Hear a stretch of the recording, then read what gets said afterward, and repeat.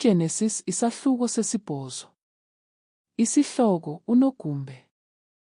UThixo wamkhumbula uNowa, nento zonke eziphilileyo, nezinto zonke ezizitho zine ezazinaye emkhombeni. UThixo wahambisa umoya ehlabathini, awutha amanzi. Yavinjwa imithombo yamanzi enzonzobila ngengcango zezulu, wathintelwa umvumbi wezulu. Abuya amanzi emhlabeni, amana ebuya, awutha amanzi ekupheleni kwemihla elikhulu elinamanzi mahlanu. Umkhombe wazimisa ngenyanga yesixhenxe, ngosuku lwe-17 enyangeni leyo, phezu kwentaba zaseRarati. Amanzi amana ewutha, kwada kwayinyanga ye-10, ngeye-10 ngosuku lokuqala enyangeni leyo, zabonakala ingcopho zentaba. Kwathi, ekupheleni kwemihla ema-40, wayivula uNowa ifestile yomkhombe abeyenzile. Wathuma ihlungulu, laphuma lamana lizulazula, ada atsha amanzi ehlabathini. Wasusa ihobe, ukuze abone ukuba amanzi awuthile naphezu kwehlabathi. Ihobe alifumananga ndawo yakuphumza nentende yethupha lalo, labuyela kuye emkhombeni, ngokuba amanzi abephezu kwehlabathi lonke. Wolula isandla sakhe, walithabatha, walingenisa kuye emkhombeni.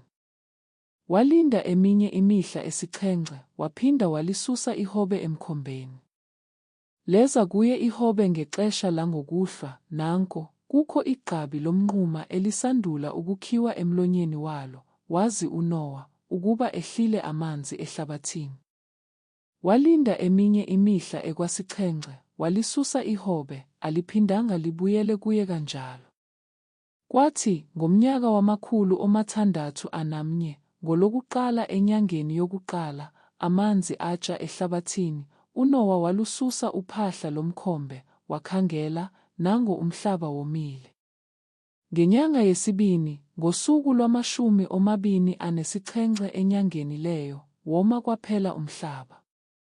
Wathetha uThixo kuNowa, esithi, "Phuma emkhombeni, wena nomkakho, nonyana bakho, nabafazi bonyana bakho, ndawonye nawe.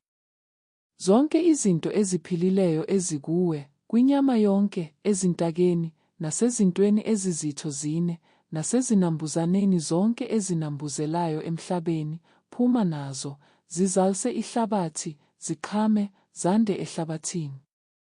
Waphuma-ke uNowa, nonyana bakhe, nomkakhe, nabafazi bonyana bakhe, ndawonye naye. Zonke izinto eziphilileyo, zonke izinambuzane, nentaka zonke, into zonke ezinambuzelayo emhlabeni, ngenhlobo zazo, zaphuma emkhombeni. UNowa wamakhela uYehova isibingelelo, wathabatha kwizinto zonke ezizitho zine ezihlambulukileyo, nakwintaka zonke ezihlambulukileyo, wanyusa amadini anyukayo esibingelelweni eso. UThixo weva ivumba elithozamisayo, wathi uYehova enhliziyweni yakhe, "Andisayi kuphinda ndilijabhise ihlabathi ngenxa yomuntu, ngokuba ukuyila kwenhliziyo yomuntu kubi kwasebutsheni bakhe, andisayi kuphinda ndizibhubhise zonke izinto eziphilileyo, njengoko ndenze ngako. Kuthabathela apha, ngayo yonke imihla yehlabathi, akuyi kuphela ukuhlwayela nokuvuna, ukubanda nobushushu, ihlobo nobusika, imini nobusuku.